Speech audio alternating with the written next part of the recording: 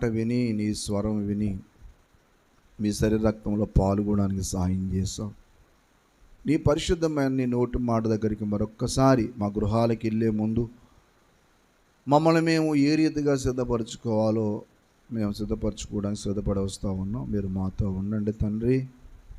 నీ దాసుడు వట్టువాడు, నీ దాసుని సిలువ చోటును మరుగుపరిచి మీరే మాకు కావాల్సిన మాట అందించి బలపరచమని, కూడి వచ్చిన బిడ్డలందరిపై కందృష్టి ఉంచి మీ యొక్క వాక్యమును మాకు వినిపింపజేయమని యేసయ్య పరిశుద్ధ నామములో స్తుతించి విడుచు ఉన్నాము తండ్రి.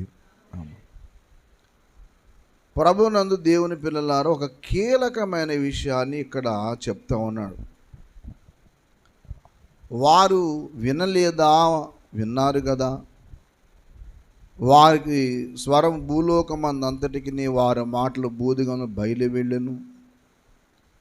నేను చెప్పినదేమనగా ఇశ్రాయేలులకు తెలియకుండేనా అని మాట్లాడుతున్నాడు. అంటే ఇదంతా మీకు ఒక విషయం ఏంటంటే 10వ అధ్యాయంలో దేవుని యందు ఆసక్తి కలిగి ఉన్నారట, కానీ వాళ్ళ ఆసక్తి జ్ఞానానుసారమైంది కాదట. మందిరానికి వెళ్ళి మనం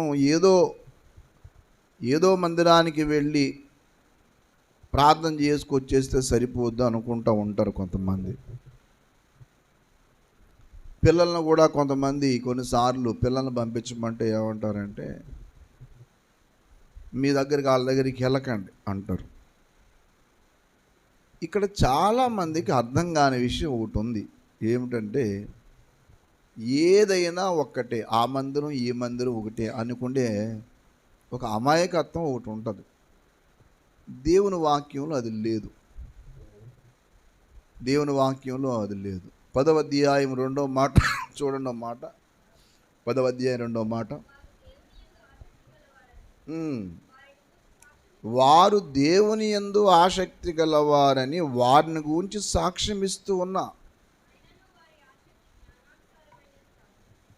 అదిగో, అయినను వారి ఆసక్తి ఏం కాదట, కాదు. ఏలయనగా అది విషయం, వారు దేవుని నీతిని ఎరగక తమ స్వనీతిని స్థాపింపబూనుకొనుచు. దేవుని నీతికి ఏం చేయలేదు చెప్పండి. ఇది జరిగిన పెద్ద పొరపాటు. దేవుని యందైతే ఆసక్తి ఉంది వాళ్ళకి, కానీ ఆసక్తి ఏది కాదట, జ్ఞానానుసారమైంది కాదు. ఇక్కడ చాలామందిని మనం వాళ్ళు ఏమనుకుంటున్నారంటే, విమర్శిస్తారు వీళ్ళు, ఎవరు ఏం చేసుకుంటే మనకి ఎందుకండి అనుకుంటారు. అలాగే మరీ ఘోరంగా గద్దిస్తూ ఉంటారు. గద్దించడం ఎందుకు? ఏదో కొన్ని తప్పులు చూసి చూడనట్టు ఉండాల. మరీ అంత సీరియస్గా పెట్టుకొని ఏదో చిన్న పొరపాటు చేస్తే వాళ్ళని మరి తిట్టి చేసి, ఇక్కడ భక్తిలో మర్చిపోతున్న సంగతి ఇదే. అనేకులు చేస్తున్న పెద్ద పొరపాటు ఏంటనంటే, మందిరానికి వెళ్ళి వచ్చేసి ఎలాగున్నా పర్వాలేదు అనుకునే విధానాలు వెళ్తారు. ఇది వాక్యంలో లేనిది. ఎలాగున్నా మన పిల్లలు ఉండకూడదు, ఎలాగున్నా పర్లేదులే అనే విధానంలో మన కుటుంబం ఎప్పుడు ఉండకూడదు. We are unique. మన ఒక ప్రత్యేకమైన వ్యక్తులు మనం. నీ బిడ్డ అందరి ఇళ్లలో పుట్టలేదు, నీ ఇంట్లో ఎందుకు పుట్టాడు? నీకు దేవుడు ఆ బిడ్డను ఎందుకు ఇచ్చాడు అని అంటే, ఒక యూనిక్ పర్సన్, ఒక ప్రత్యేకంగా నీకు ఎందుకు ఇచ్చాడంటే, నీవు నీ బిడ్డల మీద ఒక దృష్టి పెట్టాలా. అందుకే నేను నీ దగ్గరికి మీరు ఎప్పుడన్నా ఎక్కడికన్నా వెళ్ళి పరిచర్య చేస్తూ, మీరు ఉద్యోగం చేస్తూ సేవ చేయాలనుకున్నారనుకోండి, మీరు చేయాలనుకున్న పరిచర్య ఎలా ఉండాలని అంటే, అందరూ చేసేది నేను చేస్తానని విధానం పెట్టుకోవద్దు. ఒక యూనిక్ పర్సనాలిటీ అనేది నువ్వు తయారు చేయాలి. నీ దగ్గరికి ఇద్దరే రానివ్వండి, అది వాక్యానుసారంగా చెక్కాలి. లేఖనము ప్రకారంగా వారిని నిలబెట్టాలి. ఇక్కడ స్వలాభాలు స్వార్థాలు చూసుకోవడానికి ఏమీ లేవు. ఇక్కడ స్వలాభం కోసం సేవ చేయకూడదు. ఎందుకయ్యా నువ్వు మందిరం కట్టావు, ఎందుకయ్యా వాక్యం చెప్తున్నావు అంటే, నీకు ప్రధానంగా రెండు విషయాలు ఉండాలి. ఒకటి, జనులను రక్షణలో నడిపించాలి. రెండవది, క్రీస్తునందు వారిని పరిపూర్ణులు చేయాలి. ఒకటి సువార్త చెప్పాలి. కొరింథీ పత్రిక మొదటి పత్రిక 9వ అధ్యాయము, దయచేసి అందరూ చూడండి. కొరింథీ పత్రిక మొదటి పత్రిక 9వ అధ్యాయము, దయచేసి 21వ వచనం దగ్గర నుంచి చూడండి. దేవుని విషయమై ధర్మశాస్త్రం లేనివాడును కాను గాని క్రీస్తు విషయమై ధర్మశాస్త్రమునకు లోబడిన వాడిని అయినను ధర్మశాస్త్రము లేని వారిని సంపాదించుకున్నటకు లేని వారికి ధర్మశాస్త్రం లేని వాని వలె ఉంటిని. బలహీనులను సంపాదించుకున్నటకు బలహీనులకు బలహీనుడనై ఉంటిని. ఏ విధము చేతనైనా కొందరిని రక్షింపవలనని. అంటే అర్థం ఏంటి? అందరితో కలిసి వాళ్ళు చేసే పాపాలు మనం చేయమనా? ఏ విధము చేతనైనా కొందరినన్నా రక్షించాలని, అందరికీ అన్ని విధాల వాడిగా ఉన్నానంటే అర్థం ఏంటి? అంటే ఎవరిలో వాళ్ళు కలిసిపోవాలనా అర్థం? అంటే కాదు. వారిని రక్షణలో నడిపించాలనుకున్నప్పుడు మనం చేయవలసిన ఒక ప్రధానమైన పని ఏంటంటే, ఉదాహరణకి వాళ్ళు ఒక బాధలో ఉన్నారు. ఆ బాధలో ఉన్నప్పుడు మనం ఏం చేయాలంటే వాళ్ళతో పాటు వాళ్ళ బాధను పంచుకుంటాం. అలాగని చెప్పి వాళ్ళు చేసి విగ్రహారాధన మనం చెయ్యం. మన బంధువులే వాళ్ళు ఇంకా మారలేదు, కష్టంలో ఉన్నారు, వెళ్తాం, వాళ్ళని ఆదరిస్తాం. వాళ్ళకి మనం ఏం చేస్తామంటే వాళ్ళని ఏ రీతిగా బలపరచాలో ధైర్యపరుస్తాం. ఇప్పుడు అక్కడ ఆడలాగా ఉన్నాం మనం. అంటే ఎలాగ ఉన్నాం? వాళ్ళు వేదన చెందుతున్నారు, ఆ వేదనలో మనం కూడా పాలు పంచుకున్నాం. అలాగే ఒక వ్యక్తి ఒక పనుల్లో కష్టపడుతూ ఉన్నాడు, ఆ కష్టంలో మనం పాలు పంచుకుంటాం. ఇది అందరికీ అన్ని విధాల వాడినై ఉన్నానంటే అర్థం అది. అక్కడ అన్నాడు చూడండి, అక్కడ ఏమంటాడనంటే, నేను ఎవరినైనా రక్షించడానికి అలా ఉన్నాను కానీ నా పని అయితే చేయను. అర్థమైందా? 20వ వచనం చూడండి. యూదులను సంపాదించుకున్నటకు యూదులకు యూదుని వలె ఉంటిని, ధర్మశాస్త్రం లోబడిన వారిని సంపాదించుకున్నటకు నేను ధర్మశాస్త్రం లోబడిన వాడును కాకపోయినను. ఆ మాట చూడండి. ధర్మశాస్త్రంకు ఏమవలేదంట? లోబడిన వాడు కాకపోయినను ధర్మశాస్త్రం లోబడిన వాని వలె. అంటే ఏంటి అర్థం చెప్పండి? ఏంటి చెప్పాలి? ధర్మశాస్త్రముకు లోబడిన వాడిని కాకపోయినను అన్నాడు అక్కడ. ఒక చిత్రం కదా. ఏ విధమైన చేతను వాళ్ళనైతే రక్షించాలి. అంటే అర్థం ఏంటంటే, వాళ్ళు ధర్మశాస్త్రం లోబడిన వాళ్ళు శనివారం ప్రార్థన చేసుకుంటూ ఉండేవాళ్ళు. శనివారం ప్రార్థన చేసుకునే వాళ్ళ దగ్గరికి వెళ్ళేవాడు ఈయన. శనివారం ప్రార్థన చేసుకున్న వాళ్ళ దగ్గరికి వెళ్ళి శనివారం ప్రార్థన చేసే వాళ్ళకి వాక్యం చెప్పేవాడు. అది నువ్వు వచ్చేవాడు శనివారం అని అంటే, అవును మరి మీరు ఈరోజే కదా కూడుకుంటారు, రేపైతే కూడుకోరు కదా, అందుకు మీ దగ్గరకు వచ్చాను. కాబట్టి మీరు చేస్తున్న పని వాక్యానికి వ్యతిరేకమైంది. యేసుప్రభు రాకముందంటే అవన్నీ చేశారు, కానీ ఇప్పుడు యేసుప్రభు వచ్చిన తర్వాత ఇవన్నీ చేయటానికి ఉండదు అని నెమ్మదిగా వాళ్ళకి వాక్యం చెప్పి టర్న్ చేసేవాడు. అది విషయం. శనివారం వెళ్ళాడనంటే ఈయన శనివారం పాటించాడని కాదు అర్థం. చాలామంది 7th డే వాళ్ళకి అర్థం కాని విషయం అదే. పౌలు కూడా 7వ రోజు పాటించాడు తెలుసా అంటారు. ఎందుకనంటే ఆయన శనివారం ఆయన కూడా వెళ్ళాడని చెప్పేసి. అమాయకులారా, శనివారం పాటించడానికి కారణం ఏంటంటే ఆయన పాటించలేదు, అప్పుడే కూడుకుంటారు కాబట్టి అక్కడికి వెళ్ళి వాళ్ళకి నిప్పెట్టేవాడు. మీరు చేస్తున్న తప్పు నాయనా, ఇదంతా ఛాయే కానీ నిజస్వరూపం క్రీస్తు అని చెప్పాడు. కొలసీ పత్రిక 2వ అధ్యాయం 16-17 వచనాలు చూడండి. కొలసీ పత్రిక 2వ అధ్యాయం 16-17 వచనాలు. కాబట్టి అన్నపానముల విషయములోనైనను పండుగ, అమావాస్య, విశ్రాంతి దినమున వాటి విషయములోనైనను మీకు తీర్పు తీర్చని అవకాశం ఎవరికి ఇవ్వకండి. ఇవి రాబోవు వాటి ఛాయయే కానీ అది విషయం. నిజస్వరూపము క్రీస్తులో ఉంది. ఇది ఛాయ, ఇది జస్ట్ షాడో, ఫోటో. నిజస్వరూపం యేసయ్యలో ఉందర్రా. నిజస్వరూపము పండుగ, అమావాస్య, విశ్రాంతి దినము అని వాటి విషయములోనైనను ఎవరికి తీర్పు తీర్చ అవకాశం ఇవ్వకండి. అంటే అర్థం, మీరు రైట్ని చేయొద్దు అని అర్థం. మీరు మరలా అవన్నీ చేస్తారేనాయనా? ఆ ధర్మశాస్త్రంలో ఏం చేసినా తప్పు కాదు. నువ్వు పాపం చేసిన, విచారం చేసిన, ఏం చేసినా చేసిన పాపానికి వచ్చి చిన్న ప్రార్థన, చిన్న బలి అర్పించేస్తే అయిపోయింది. ఇప్పుడు అలా కుదరదు. ఇప్పుడు నీ మనస్సాక్షిని చాలా జాగ్రత్తగా కాపాడుకోవాలి. అంటే as per law, according to law, వాక్య ప్రకారంగా జీవించడం. అందుకని వాక్యంలో అంటాడు, మీరు వాక్యముని వినువారు మాత్రమేగా ఉండవద్దు, మీరు వాక్య ప్రకారం ప్రవర్తించువారని ఉండండి. యాకోబు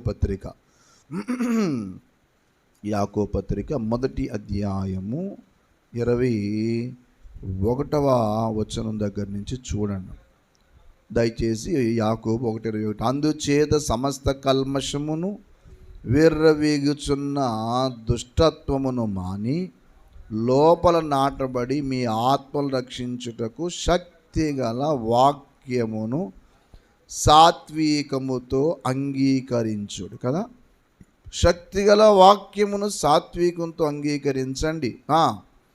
మీరు వినువారు మాత్రమే ఉండి మిమ్మల్ని మీరు మోసపరచుకొనకుండా వాక్య ప్రకారంగా ప్రవర్తించువారినై ఉండండి. మీరు జస్ట్ లిజనర్సే కాదు, your behaviour must be change. మీరు వింటే ఏం సరిపోద్ది? చాలా చక్కగా వింటావు. కొంతమంది చాలా చోట్ల వింటారు, ఇక్కడే వింటారు, ఇంకో చోట కూడా వెళ్ళి అక్కడే వింటారు. అక్కడ ఏముందంటే ఏ సోది లేదు, మరి వెళ్తారు అంతే. కొంతమంది అక్కడ ఇక్కడ కూడా తిరుగుతూ ఉంటారు. ఎందుకు తిరుగుతున్నారు రా నువ్వు మీరు అని అడగండి మీరు అని అంటే, కొంతమంది ఇక్కడ మానేసి ఇంకో చోటుకి వెళ్తారు. ఏంటి కారణం అంటే ఎక్కడికి వెళ్ళినా కొట్టలేదు అని. కొంతమంది ఆదివారం ప్రభు శరీరం తీసుకోవాలని నియమం ఏమి లేదు. ఎవరు చెప్పారు ఆదివారం తీసుకోవాలి? ఎప్పుడన్నా తీసుకోవచ్చు అనే ఈ గుడ్డి బోధకులు కొంతమంది ఉన్నారు. ఆదివారం అవసరంలే, ఎప్పుడన్నా తీసుకోవచ్చు. నువ్వు ఆదివారం తీసేసుకోలేటి, అదేం పెద్ద ఏం వద్దు అనే ఒక అంధత్వంతో కూడిన బోధకులు ఉన్నారు కొంతమంది. అందుకే వాళ్ళకి ప్రభు శరీర రక్తం యొక్క విలువ తెలియదు. అందుకే కొంతమందికి దాని విషయం, ప్రభు శరీర రక్తం విషయం పెద్ద సీరియస్గా తీసుకోరు.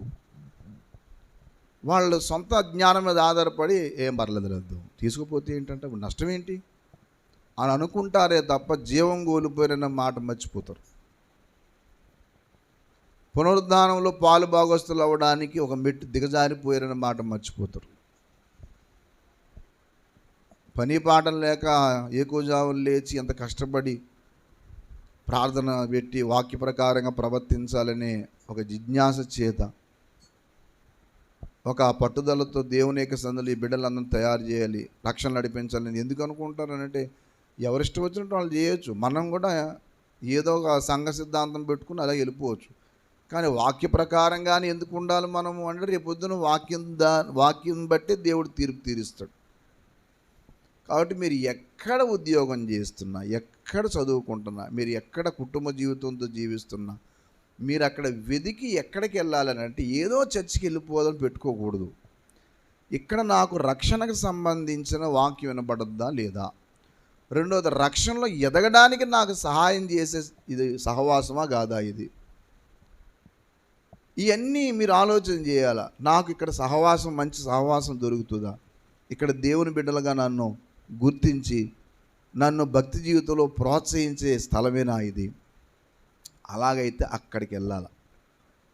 మీరు పాత నిబంధనలో కానీ మీరు జాగ్రత్త చదివితే, నువ్వు ఎక్కడ పడితే అక్కడ బలి అర్పించవద్దు. నువ్వు దేవుడు కోరుకున్న స్థలాన్ని, దూరమైనా సరే నువ్వు ఆ కోరుకున్న స్థలానికి వెళ్ళాలి. నువ్వు దగ్గర ఉంది కదని వెళ్ళిపోయావు కనుక అంటాడు. మరి నాకు అది చాలా ఆశ్చర్యం వేసింది, ఇదేంటిది ఎలా చెప్తున్నాడు అనుకుని చెప్పారు. మీరు ఎక్కడ పడితే అక్కడికి వెళ్ళొద్దు. దయచేసి చూడండి, ఆ మాట చూడండి. ద్వితీయోపదేశ కాండము 17వ అధ్యాయము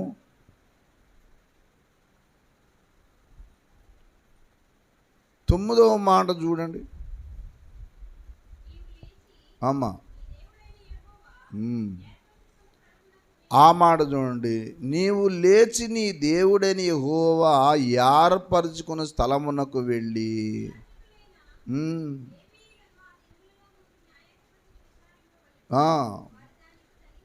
ఎక్కడికి వెళ్ళాలమ్మా? దేవుడు ఏర్పరచుకును స్థలము.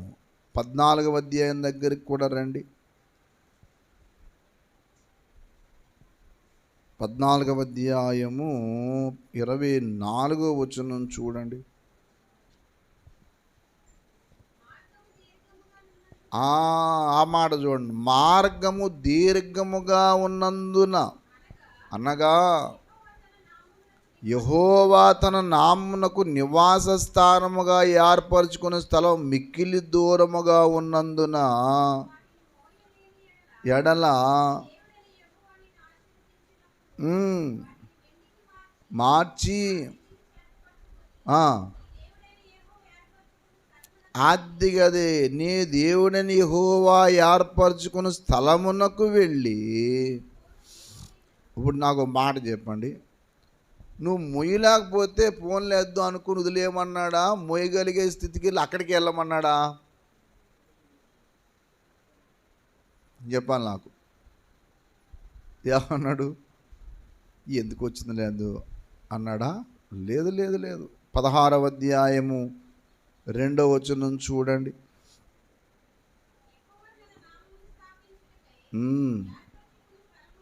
అది మళ్ళా ఏ స్థలం అమ్మ అది? యెహోవా తన నామమును స్థాపించుటకై ఏర్పరచుకున్న స్థలములోనే. అక్కడ పస్కా పండుగ చెప్పాడు. 6వ వచనం చూడండి.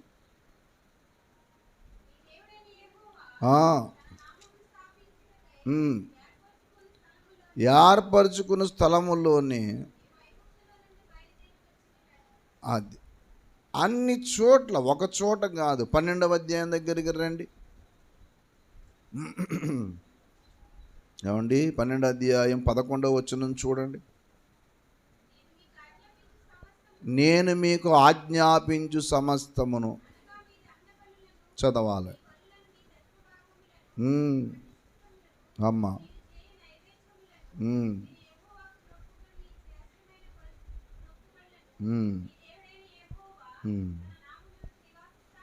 తన నామమునకు నివాస స్థానముగా ఏర్పరచుకుని స్థలమునకే మీరు తీసుకొని రావాలెను. ఎక్కడికి రావాలమ్మా? దేవుడు ఏర్పాటు చేసుకునే స్థలమే ఒకటి ఉంటుంది కదా. 14 వచనం కూడా 13, 14 చూడండి. అది ఆ మాట పట్టుకోండి. దాని నుంచి ఈ మాట కోసం చూస్తున్నా. నీవు చూచిన ప్రతి స్థలమున నీ దహన బలులు అర్పింపకూడదు సుమీ. ఆ మాట చూసారా? 12వ అధ్యాయం 13వ వచనం. నీవు చూచిన ప్రతి స్థలమున నీ దహన బలులను అర్పింపకూడదు సుమీ. యెహోవా నీ గోత్రములో ఒకదాని యందు ఏర్పరచుకును స్థలముననే నీ దహన బలులు అర్పించి ఆజ్ఞాపించుచున్న సమస్తం అక్కడనే ఏం చేయాలి? ఎందుకంత చెప్పండి అసలు అమ్మా? ఎందుకు అంత స్ట్రిక్ట్ ఏంటండి? మన పిల్లల్ని స్కూల్లో జాయిన్ చేస్తాం. ఈ మధ్యకాలంలో అందరికీ ఏదో స్కూల్ ఫేమస్ అయిపోయింది అనుకోండి. వాళ్ళు ఎంత దూరం అన్నా సరే మా పిల్లలు అక్కడే వేయాలండి, అక్కడే వేయాలని చెప్తే, ఇగో అంగన్నయ్య గారు కాలేజీలో పనిచేస్తారు, ఆ పేరు చెప్పను కానీ, అక్కడ జైలు అటది. ఇంతకీ చదువుకుంటే స్థలం కాదు, ఏడు చెప్పండి, జైలు. పిల్లలకి రాబో కాలంలో భవిష్యత్ అంతా కూడా ప్రశ్నార్థకం అయిపోయింది. చదువు 3 రకాలుగా ఉపయోగపడాలా. వాడు ఫిజికల్గా మానసికంగా సోషలాజికల్గా ప్రయోజనకరంగా ఉండాలి. చదువు అంటే అది. ఇదేం చదువు పనికిమాలిన. ఇప్పుడు అంతా ఈ చదువు అంతా ఇప్పుడు ఏంటనంటే జైలులాగా ఉంది. వాడు ఫిజికల్గా ఊరికి ఇలాగా ఏ స్ట్రెయిన్ ఉండలేదు వాళ్ళకి. మా పిల్లలు ఎక్కడ ఉండాలంటే ఫలానా దేశం వెళ్ళిపోవాలి. మొన్న ఎవరో ఒక ఆవిడ చెప్తున్నారు, ప్రొఫెసర్ ఒక ఆవిడ ఏదో పుస్తకం రాసిందంట. మనం తప్పనిసరిగా చూడాలి చైనా, నేర్చుకోవాలి ఎక్కడి నుంచి అయినా అని. ఆ మాట చూడండి. మనం తప్పనిసరిగా చూడాలి చైనా, నేర్చుకోవాలి ఎక్కడి నుంచి అయినా. అంటే ఎక్కడి నుంచి అయినా అంటే మనం ఏదన్నా నేర్చుకుంది ఎక్కడి నుంచి అన్న. అక్కడికి వెళ్తే అక్కడ ఎడ్యుకేషన్ సిస్టమ్ చూస్తే ఆశ్చర్యపోతామట. అక్కడ పిల్లలకి చదువు, ఒక అమ్మాయిని అడిగారట ఆ అమ్మగారు, నువ్వేం చదువుతున్నావు అంటే ఫార్మసీ అండి. ఫార్మసీ చదవటం నీకు ఇష్టమా అంటే కాదండి. మరి ఎందుకు చదువుతున్నావు అని అంటే, ప్రస్తుతానికి మా దేశానికి ఫార్మసిస్టులు అవసరం అండి, అందుకు చదువుతున్నాను అంటే. అవసరమైంది ఏంటో అది చదువుతున్నారు, అంతేగాని మా వాళ్ళందరూ ఒకటే పద్ధతి, మోసలో పోసిన దారి అంత అయిపోతుంది. సిస్టమ్ అంతా మారటం లేదు. సిస్టమ్ అంతా కూడా ఎలాగుందంటే, ఇప్పుడు అసలు ఎందుకు వచ్చిన రాజకీయాలు వాళ్ళకే అర్థం కాకుండా తయారయ్యారు. ఒకడేమో మతం అంటాడు, ఒకడు గుడి చెప్తాడు. అరే బాబు, జనాలకి ఏం చెప్తావు, ఏం చేస్తావో చెప్పరా బాబు అంటే అది కాదు. నేను వస్తే క్రైస్తవులు ఉన్నవాడు అంటాడు ఒకడు, ఈ క్రైస్తవం నశించాలంటాడు. ఏటాడు బాబు, ఈ క్రైస్తవం ద్వారా ఆడు బాబు ఆడు పాడైంది ఏంటో నాకు అర్థం కాదు. క్రైస్తవులే లేకపోతే మొత్తం హాస్పిటల్ క్లోజ్ అయిపోతాయి, నీకు తెలియదు. క్రైస్తవులు లేకపోతే చాలా చోట్ల సర్వీసులు ఆగిపోతారు మూర్ఖుడా. If there is no Christians, క్రైస్తవులే లేకపోతే చాలా సర్వీస్ క్లోజ్ చేసుకోవాలి నువ్వు. ప్రతివాడు డాక్టర్ అయితే మరి నర్సు ఎవరు? ఆ నర్సులు చేసేవాళ్ళు ఎక్కువ క్రైస్తవ పిల్లలు ఉంటారు. చాలామంది డైరెక్ట్ చెప్తున్నాను, ఏ బ్రాహ్మణ అమ్మాయి వెళ్ళి నర్సు ట్రైనింగ్ అవ్వదు. అవమానం చూస్తాను. ఎందుకంటే మనుషులు ముట్టుకోవటమే వాళ్ళకి ఇష్టం ఉండదు, చిన్నప్పటి నుంచి నేర్పించారు. వీడి కులవజుడికి మాలమాదుగులు అంటే చెప్పాలంత అసహ్యత. అలాంటి దుర్మార్గులకు ఓట్లు వేస్తారు వీళ్ళు ఓట్లు వేసేది ఎవరికంటే అటెంటి వాడికి. అలాంటి వాడు సపోర్ట్ చేసే వాళ్ళకి అందరికీ ఓట్లు వేస్తారు. మాలమాదుగులు అంటే దగ్గర రానివ్వు. వాళ్ళ మనుషులుగానే చూడలేదు అసలు. మీకు తెలుసు అసలు దారి అంటే అడుగులు పడకూడదని చెప్పి వెనకాల తాటే గట్టి వీడు ఉమ్ము ఎక్కడ వేయకూడదని ముందు మూతకు ఎదర ముంత గట్టి చేసినవాడు ఇప్పుడు మళ్ళా రాజకీయంలో ప్రవేశించి అలాంటి ఏలియన్స్ పెట్టుకున్న వాళ్ళకి ఓట్లు వేస్తున్నారు. ఇప్పుడు మనుషులు అన్న వాళ్ళందరూ ఒకటే, ఈ కుల భేదాభిప్రాయాలు లేవన్న వాడిని ఎన్నుకొని మనం ఓటు వేయాలి.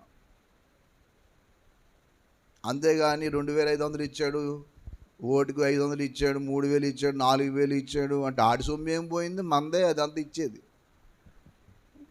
మనం కట్టిన పన్నుల సొమ్మే తీసుకొచ్చి మళ్ళీ మనకిస్తాడు. ఈ 5 సంవత్సరాల దగ్గర నుంచి మళ్ళీ లాగుతూ ఉంటాడు.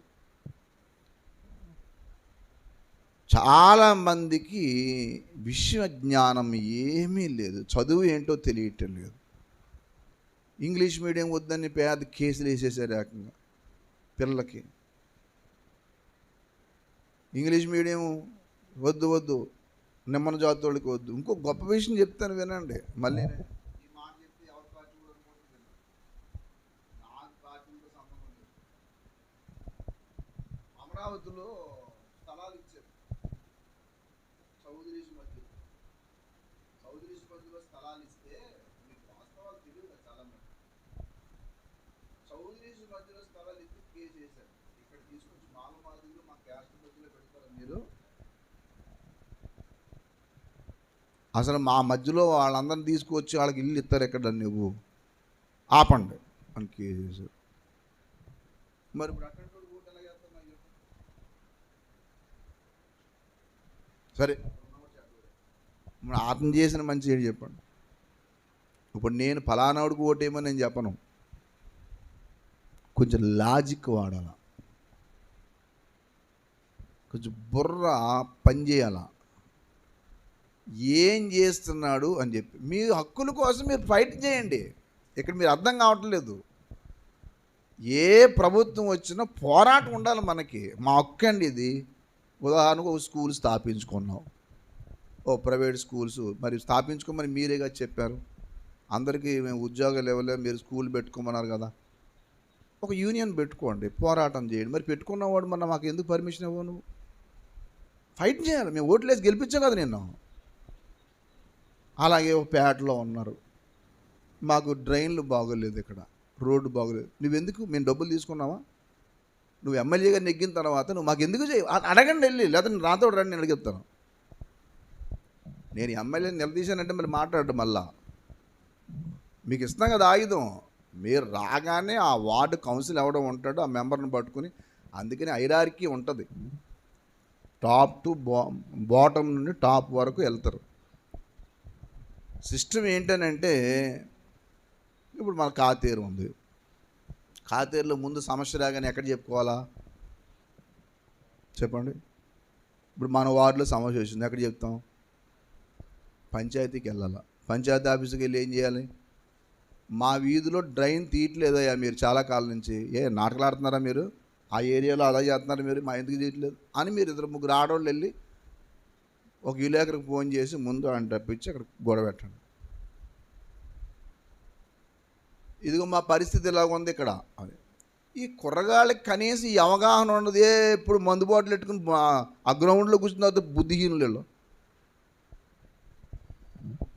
సమాజం కోసం చేయండి. మనం ఏదన్నా అన్యాయం కోసం పోరాడుతాడు చెడ్డోడు.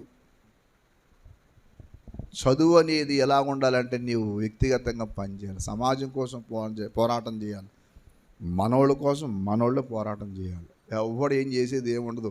పోలీస్ స్టేషన్లు వీటికి భయపడిపోయేంత పిరికితనంతో ఉండకండి ఎప్పుడు కూడా. ఎవడేం చేస్తాడు? పోరాటం అనేది ఉండాలా. అంబేద్కర్ గారికి ఆయుధం ఇచ్చారు, వాక్ స్వాతంత్రం. తెలుసా మీకు? అంబేద్కర్ గారు రాజ్యాంగాన్ని మార్చేత చూస్తున్నారు. ఇప్పుడు ఒక మంచి చట్టం కూడా వచ్చింది. మన్మోహన్ సింగ్ గారు అదే చట్టం తీసుకొచ్చారు. ఏడ చట్టం? Right to information act.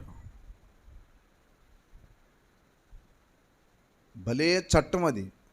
నువ్వు ఒక చోటకి వెళ్ళి నాకు ఫలానా విషయం ఇన్ఫర్మేషన్ కావాలి, ఇసుక ఎంత వెళ్తుంది, ఎంత కమ్ముతున్నారు మాకు తీయండి అని ఒక 10 రూపాయలు కట్టి జస్ట్ అప్లికేషన్ పెడితే మొత్తం మీకు డీటెయిల్ ఇస్తాడు.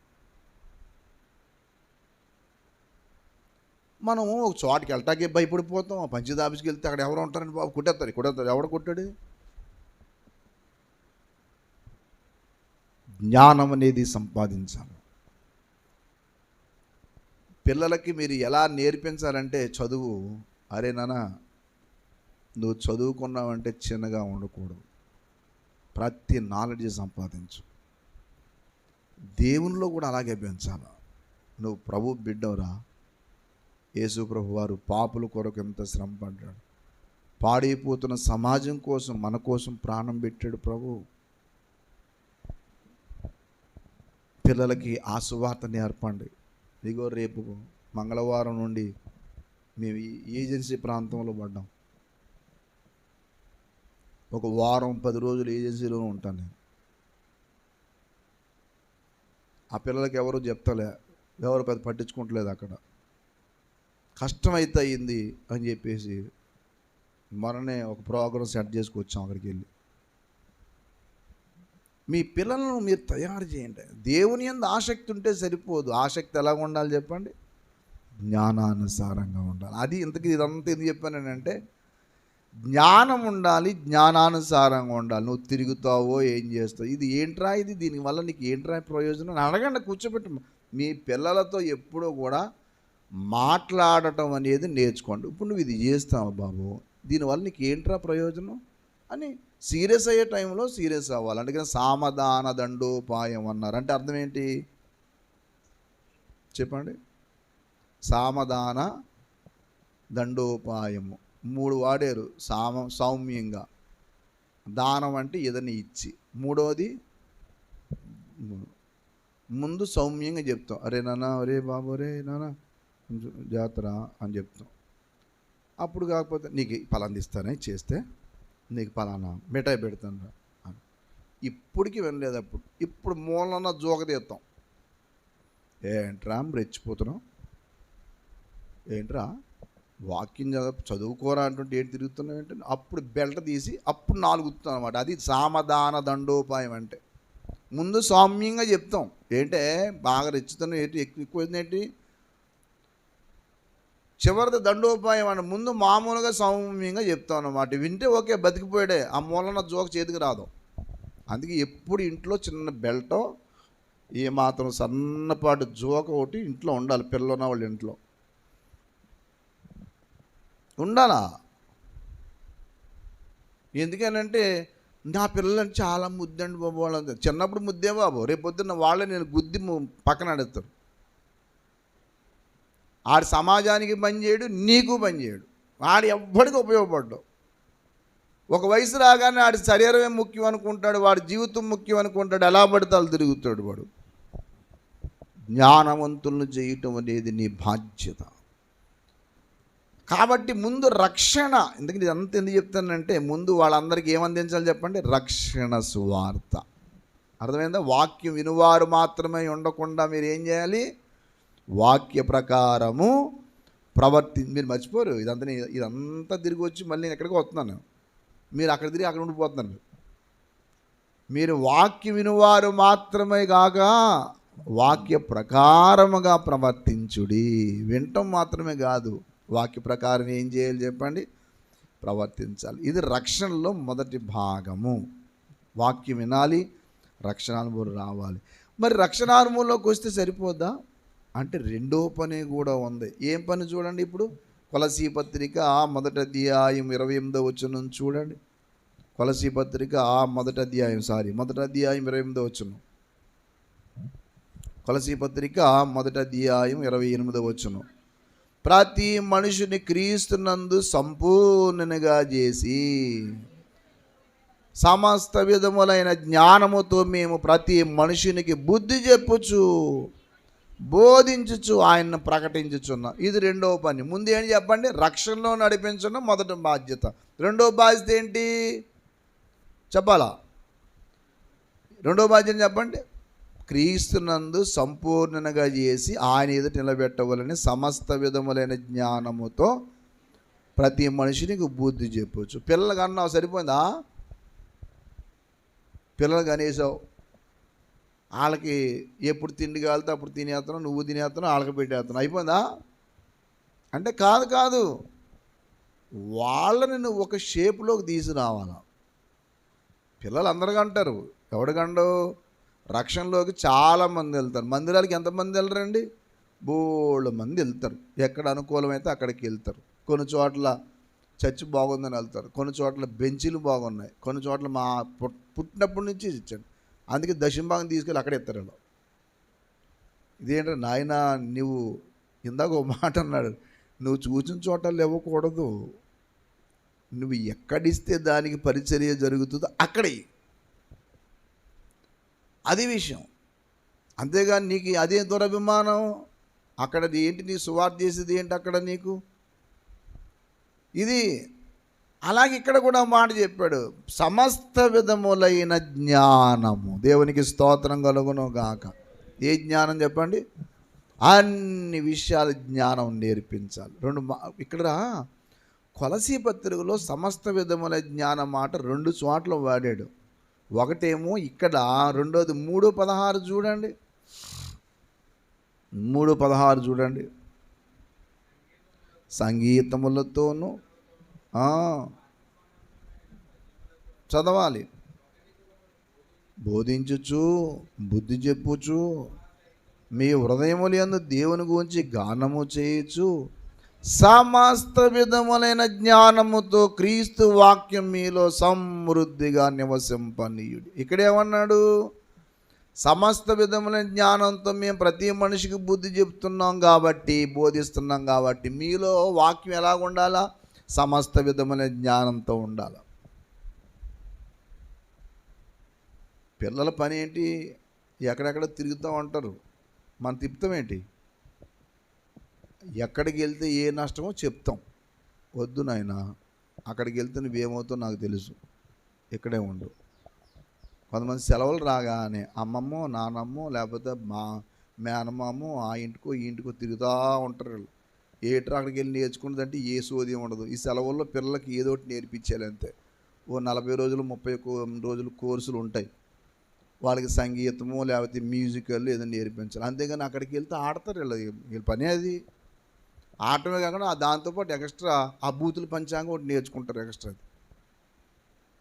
అక్కడికి వెళ్ళి నేర్చుకున్నది ఏంట్రా బాబు 40 రోజులు అంటే ఏ సోది లేదు. 40 రోజులు వేస్ట్ అయిపోయింది. ప్రతి సెలవుల్లో ఆ పిల్లలకి ఏదో ఒకటి నేర్పించాలి,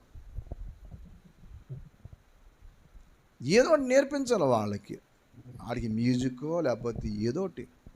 వాడిని ఎలా చేయాలంటే ఒక ఎఫిషియెంట్ పర్సన్ చేయాలి.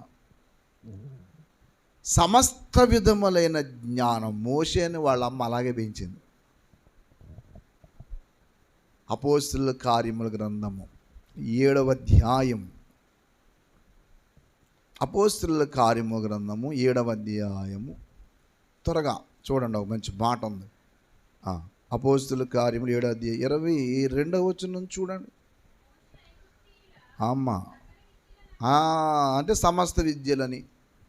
మోషే ఐగుప్తీయుల సమస్త విద్యలు సకల విద్యలు అభ్యసించి అది అంటే ఇప్పుడు ఎడ్యుకేషన్ సిస్టంలో లెక్కలు, సైన్సు, తెలుగు లేకపోతే లాంగ్వేజెస్, ఈ సోషల్ ఇవన్నీ సోది. ఏంటి ఇది సోది? ఎవరు కొని పెట్టాడు బాబు? ఇదేం చదువు? ఒక ఆయన అనుకున్నాడట, లెక్కల మాస్టర్ వచ్చేటప్పటికి ఆ లెక్కల మాస్టర్ గారు కూర్చున్న చోట స్లాబ్ అలా ఊడిపోయి మీదడిపోయి చచ్చిపోవాలట ఆయన. ఎందుకు? లెక్కలంటే ఈయనకి ఇష్టం లేక చిన్నప్పుడు అలాగా ఆ లెక్కలు ఎవరు కనిపెట్టారా బాబు? ఆ లెక్కలాగా ఆయనకేమో అర్థమైంది కదంట. అందరు మాస్టర్ వచ్చాడు సంతోషంగా ఉండేవాడంట, లెక్కల మాస్టర్ వచ్చేటప్పటికి చచ్చిపోవాలనుకున్నాడు ఈయన. ఎందుకు అంటే ఇష్టం లేక. అలా కాదు, సకల విద్యలు నేర్పించాల, వాడికి అన్నీ రావాలా.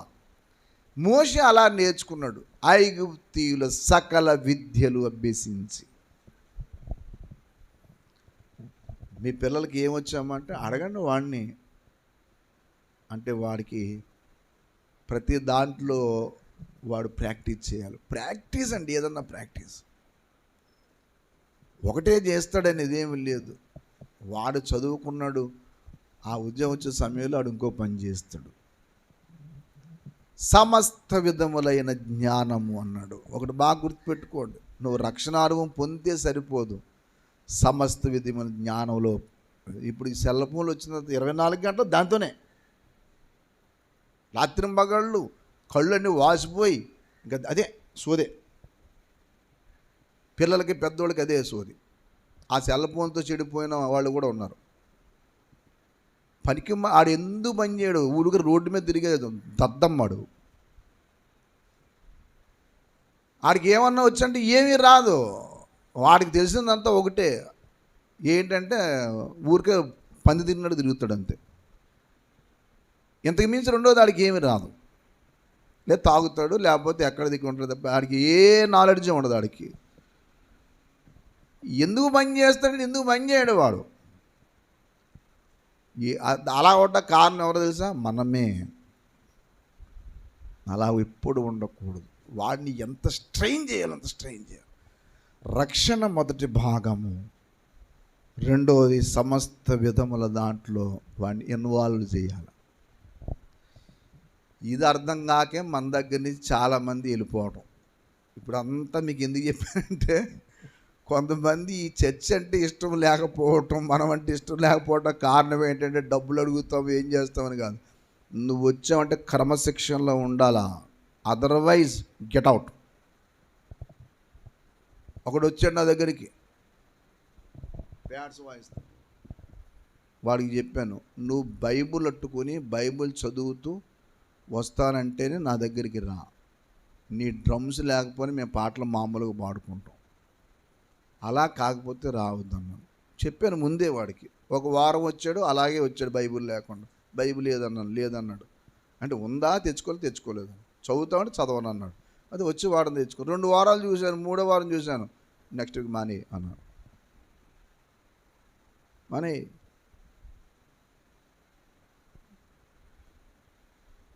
మన దగ్గరికి వచ్చి ఇష్టం వచ్చిన డ్రామాలు వేస్తానంటే కుదరదు. ఎందుకు కుదరదు అని అంటే, నీవు ఒక విషయం మర్చిపోతున్నావు. ఒకటి, ఈ లోకంలో నువ్వు ఎందుకు పని చేయకుండా ఉండకూడదు. నువ్వు చాలా విషయాల్లో ప్రయోజనకరంగా ఉండాలి. ఒకప్పుడు నువ్వు నిష్ప్రయోజనకరమైన వ్యక్తివినైనా. ఫిలోమోను పత్రిక 1:10 ప్రకారము మునుపు నిష్ప్రయోజకుడు, కానీ ఇప్పుడు కాదు. చూడండి, ఫిలోమోను పత్రిక 1:10 చూడండి.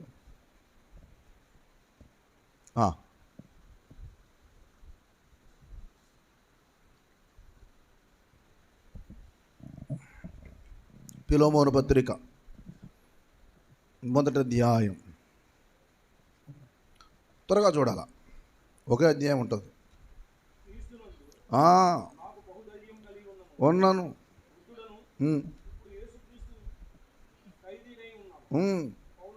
నేను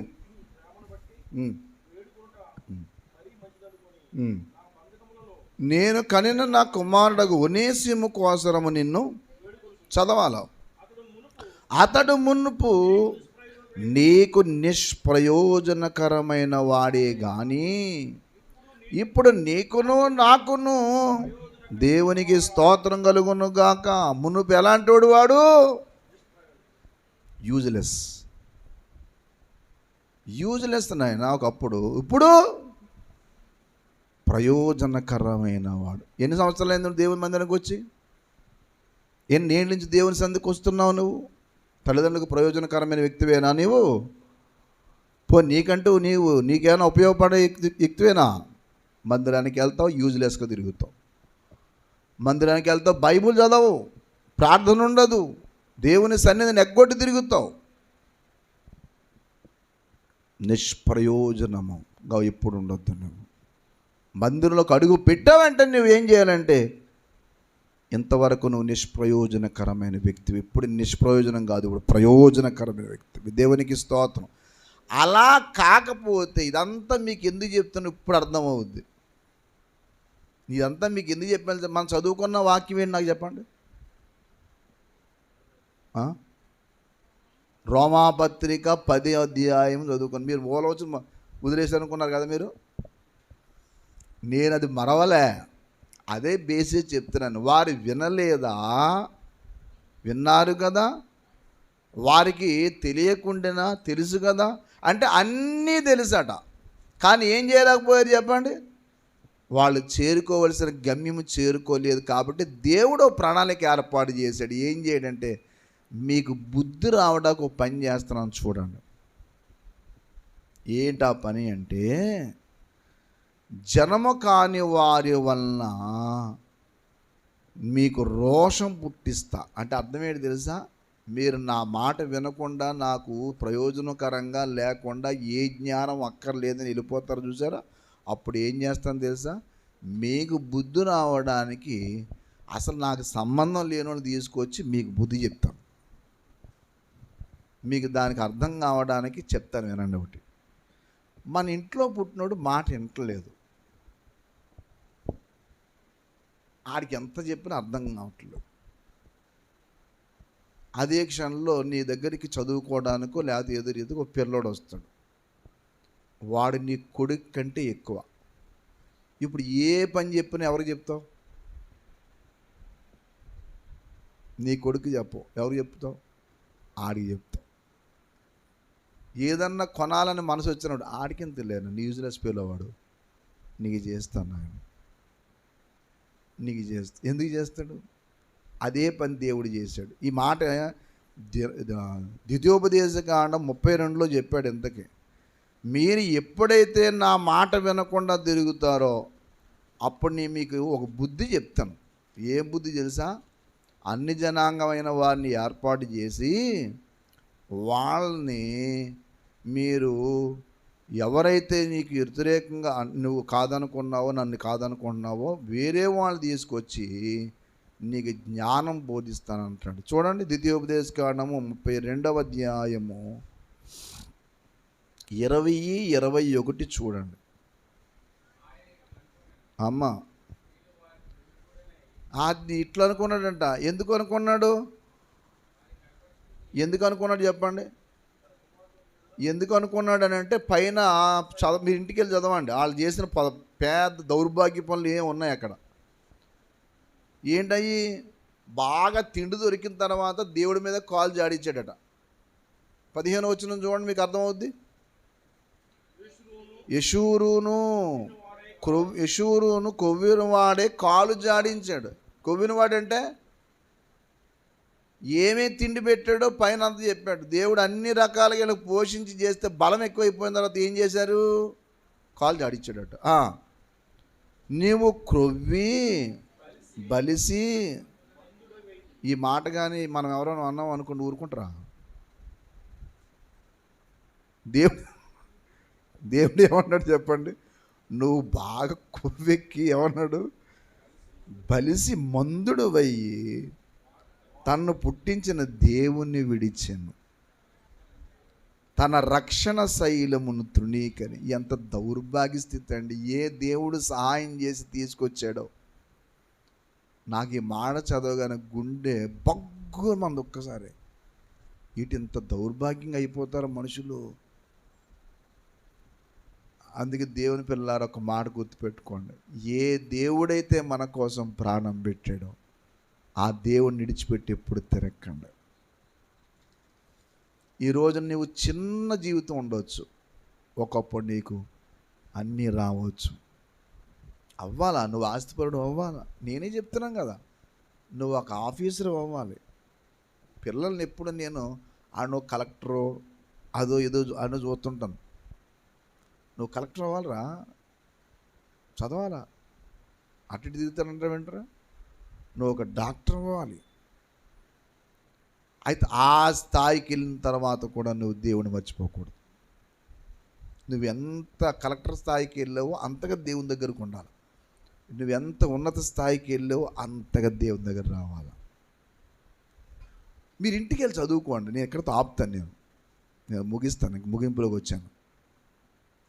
జనమ కార్యం వల్ల నీకు పౌరుషం పుట్టిస్తాను దేవుడు ఎందుకు అన్నాడంటే, ఇంత చేస్తే నన్ను మర్చిపోయి విడిచిపెట్టి తిరిగేరేలో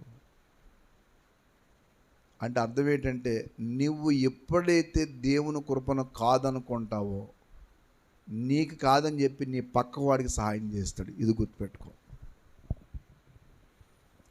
ఏ రోజునైతే నువ్వు దేవుని కృపను తృణీకరిస్తావో, నీకు ఇవ్వాల్సిన బహుమానాన్ని వేరే వాడికి వెళ్ళిపోతుంది. అందుకే వచ్చిన అవకాశాన్ని ఎప్పుడూ పోగొట్టుకోకు. దేవుడిచ్చిన భాగ్యాన్ని మీరు ఇంటికి ఇలా రామపత్రిక మళ్ళా చదువుకోండి. సమయం అయింది కాబట్టి ఆపుతున్నాను నేను. నువ్వు రక్షణానుభవంలోకి వచ్చి సమస్త విధమైన జ్ఞానంలో ఎదిగిన తర్వాత దేవునికి ఇంకా నువ్వు లోబడి ఎక్కువగా దేవుని కోసం ఉండాలి. కానీ అన్నీ వచ్చాయని మైమరిచి ఇష్టం వచ్చిన తిరిగావనుకో, నీకు దేవుడు ఇవ్వవలసిన వాటిని తీసేస్తాడు. నీకు దేవుడు కొన్ని దాచిపెట్టిన వాటిని కాదని చెప్పి వేరే వాడికి ఇస్తాడు. ఇది జరిగి తీరుతుంది. ఈ అవకాశం మాత్రం ఎప్పుడూ పోగొట్టుకోకండి. చివరి మాట చదవండి, 2వ కొరింథీ పత్రిక 6వ అధ్యాయం మొదటి మాట చదవండి, ప్రార్థన చేసుకుందాం. 2వ కొరింథీ పత్రిక 2వ పత్రిక 6వ అధ్యాయం మొదటి మాట. కాగా మేము ఏమండి మేము ఆయనతోడి పనివారమై మీరు పొందిన దేవుని కృపను వ్యర్థము చేసుకొనవద్దని వేడుకున్న. దేవుని కృపను పాడు చేసుకోకు. నువ్వు దేవుని కృపను పాడు చేసుకున్నావని నష్టపోతావు. కాబట్టి ఇప్పటికైనా జీవితాన్ని ప్రభువుకి సమీపంగా చేసుకో, బాగుంటావు. లేదు నీ ఇష్టం, నాకు వద్దులేండి అనుకుంటే నీ శాపం, నీ ఇష్టం.